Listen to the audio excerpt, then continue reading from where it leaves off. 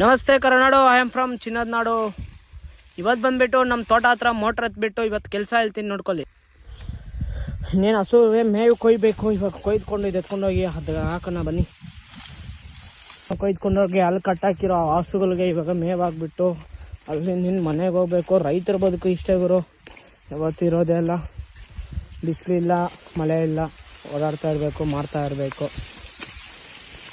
ಏನು ಗುರು ಬಿಸಿಲು ಈ ಪ್ರಕಾರ ಇದೆಯಪ್ಪ, ತಲೆಗೆ ಹೊಡಿತಿದ್ರೆ ಇರೋ ಕೂದಲೆಲ್ಲ ಉದುರು ಬೀಳ್ತಾ ಇದೆ ನೆಲಕ್ಕೆ.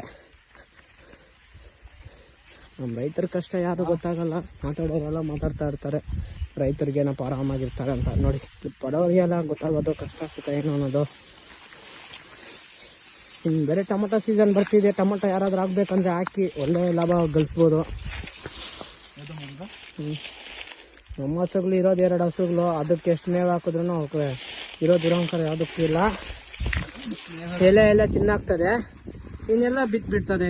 ಅದೇ ಅದಕ್ಕೆ ಬೇಕಾಗಿರೋದು ನೋಡಿ. ಸೊ ಈ ವಿಡಿಯೋನ ಇದ್ದವ್ರಿಗೂ ನೋಡ್ತಿರೋರು ಸಬ್ಸ್ಕ್ರೈಬ್ ಮಾಡಿ, ಫಾಲೋ ಮಾಡ್ಕೊಳ್ಳಿ. ಇಲ್ಲಾಂದರೆ ನಿಮ್ಮ ಫ್ರೆಂಡ್ಸ್ ಆ್ಯಂಡ್ ಫ್ಯಾಮಿಲಿಗೆ ಶೇರ್ ಮಾಡಿ. ಈ ಥರ ರೈತರ ಕಂಟೆಂಟ್ಗೋಸ್ಕರ ನಮ್ಮ ಪೇಜ್ನ ಫಾಲೋ ಮಾಡ್ಕೊಳ್ಳೋದಂತೂ ಮರೀಲೇಬೇಡಿ. Thank you.